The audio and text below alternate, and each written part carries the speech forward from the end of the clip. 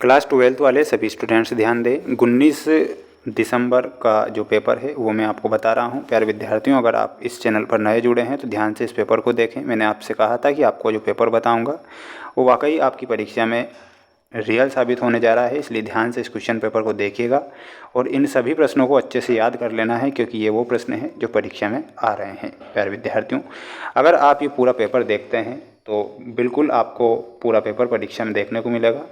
एक और महत्वपूर्ण बात बता देता हूँ प्यारे विद्यार्थियों, किसी भी प्रकार से आपको अधूरा पेपर देखकर नहीं जाना है, फिर बाद में आप कहते हैं कि पेपर नहीं बना।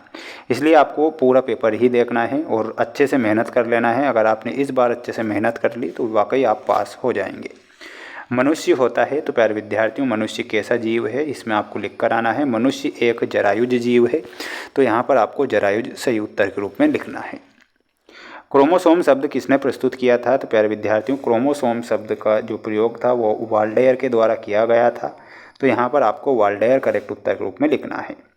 जितने भी बच्चे वीडियो को देख रहे हैं और मेरी ये मेहनत अगर आपके लिए अच्छी लग रही है, एकमात्र चैनल है जो कि आपकी सहायता कर रहा है, तो आप चैनल को ज़रूर सब्सक्राइब करके रखिएगा। आपका जो रिज़ल्ट होगा, कब आएगा और कैसे देखने को मिलेगा, वो सारी जानकारी मेरे ही चैनल के द्वारा बताई जाएगी और लाइव आपका रिज़ल्ट भी मैं बता दूंगा। ठीक है, इसके बाद बढ़ेंगे अगले प्रश्न की ओर।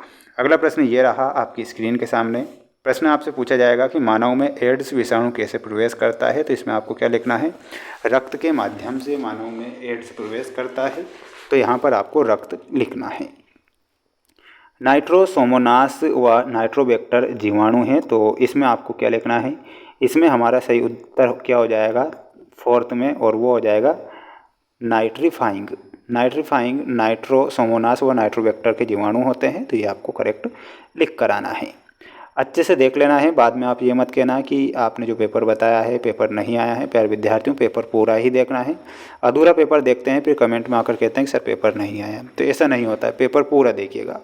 गेहूँ एक है, तो गेहूँ क्या है? गेहूँ एक बीज है, इसमें आपको बीज लिख कर आना है। इसके बाद हम बढ़ेंगे हमारे अगले प्रश्न की ओर। अगला प्रश्न ये रहा आपकी स्क्रीन के सामने, जिसमें आप देख सकते हैं रिक्त स्थानों की पूर्ति कीजिए वाले प्रश्न। पौधों में से फल का विकास होता है, तो पौधों में अंडाशय से फल का विकास होता है, इसमें आपको क्या लिखना है? इसमें आपको लिखना रहेगा अंडाशय। मनुष्य में लिंग निर्धारण गुणसूत्र के द्वारा होता है, तो इसमें आपको क्या लिखना है? वाई गुणसूत्र द्वारा। हिपेटाइटिस रोग के द्वारा होता है, तो हिपेटाइटिस जो रोग है वो कैसी बीमारी है? इसमें आपको क्या लिखना है? विषाणु लिखना है। जो हिपेटाइटिस रोग है वो एक प्रकार की विषाणु जनित बीमारी है, तो विषाणु आपको लिखना है। मानव निर्मित इंसुलिन का क्या नाम है? तो मानव निर्मित इंसुलिन का नाम है प्यारे विद्यार्थियों, और वो हो जाएगी ह्यूमिलिन। तो क्या लिखना है? इसमें आपको लिखना है ह्यूमिलिन। ये हलंत है, यानी कि आधा हाय है ना। काजीरंगा अभ्यारण्य के संरक्षण से संबंधित है, तो काजीरंगा जो अभ्यारण्य है वो गेंडे के संरक्षण से संबंधित है, तो इसमें आपको गेंडा लिखना है।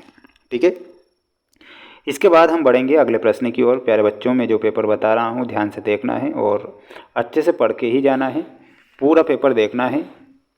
IUCD का पूरा नाम क्या है? तो प्यारे विद्यार्थियों, IUCD का पूरा नाम आपको कमेंट बॉक्स में देना है सभी छात्रों को। ठीक है, देखते हैं किसका आंसर आता है। वह न्यूक्लिक अम्ल जिसमें राइबोस शर्करा पाई जाती है, तो उस न्यूक्लिक अम्ल का क्या नाम है? तो वह न्यूक्लिक अम्ल है RNA। ओपियम का स्रोत क्या है? तो ओपियम का जो स्रोत है प्यारे विद्यार्थियों, इसमें आपको लिखना है पेपेवर सोमेनिफेरम। पेपेवर सोमेनिफेरम ओपियम का स्रोत है।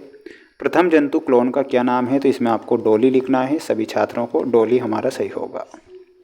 न्यूमेटोफोर किन पौधों में पाए जाते हैं? तो न्यूमेटोफोर जो होते हैं वो दलदली पौधों में पाए जाते हैं, तो इसमें आपको क्या लिखना है? दलदली लिखना है।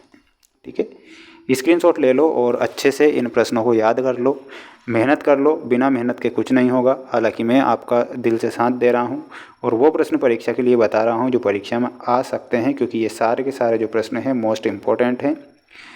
इम्यूनोसेंटेसिस में प्यारे विद्यार्थियों, इसमें आपको मिलाना है लिंग परीक्षण से ऑप्शन नंबर 2। हीमोफीलिया में हमारा सही उत्तर हो जाएगा लिंग संलग्नता। टर्नर सिंड्रोम में आपको ऑप्शन नंबर फर्स्ट से मिलाना है और किण्वन में आपका यीस्ट सही होगा।